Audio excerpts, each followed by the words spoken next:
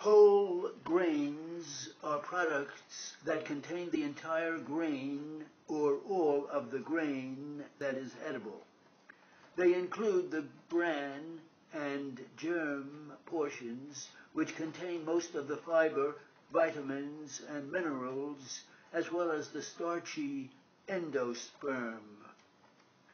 Some examples are whole wheat, cracked wheat, bulgur, oatmeal, whole cornmeal, popcorn, brown rice, whole rye, and Scotch barley. Whole wheat doesn't have to mean bread or cereal. Try these brown rice, corn tortillas, unbuttered popcorn, Scotch barley in soups, tabbouleh, a bulgur wheat salad, whole wheat pasta. All whole wheat bread is brown, but not all brown bread is whole wheat. By law, bread that is labeled whole wheat must be made from 100% whole wheat flour. Wheat bread may be made from varying proportions of enriched white flour and whole wheat flour. The type of flour present in the largest amount is listed first on the ingredient label. Sometimes a dark color is provided by caramel coloring, also listed on the label. The milling of the wheat to produce white flour results in the loss of nutrients as the bran and germ are removed. Enrichment replaces 4 important nutrients: iron, thiamine, riboflavin, and niacin. But flours made from whole wheat contain more of other nutrients such as folic acid, vitamin B6, vitamin E, phosphorus, magnesium, and zinc than enriched white flour. You don't have to switch to whole wheat bread to increase your intake of whole grains. Many products on the market are made of a mixture of whole grain flours and enriched flours. Try those listed below for variety in taste and texture, as well as a bonus of fiber and nutrients.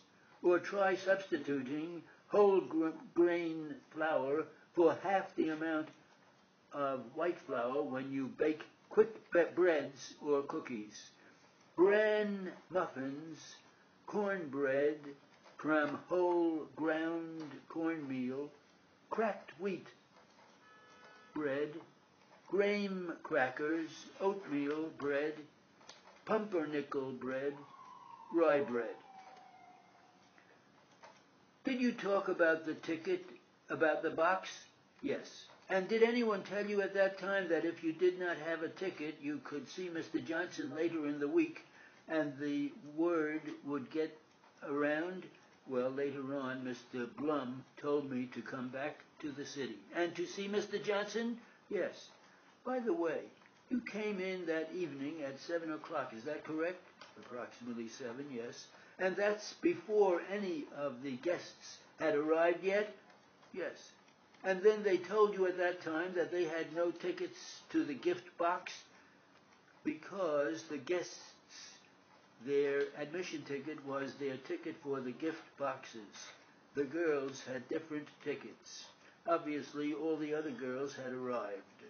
Well, when apparently Mr. Sampson came there about 10 o'clock and picked up the ticket, he did not get a ticket for a gift box, did he? Because they said that they would get more later on. So at 7 o'clock they had no tickets, and 10 o'clock when Mr. Sampson arrived, they did have, is that correct? I beg your pardon.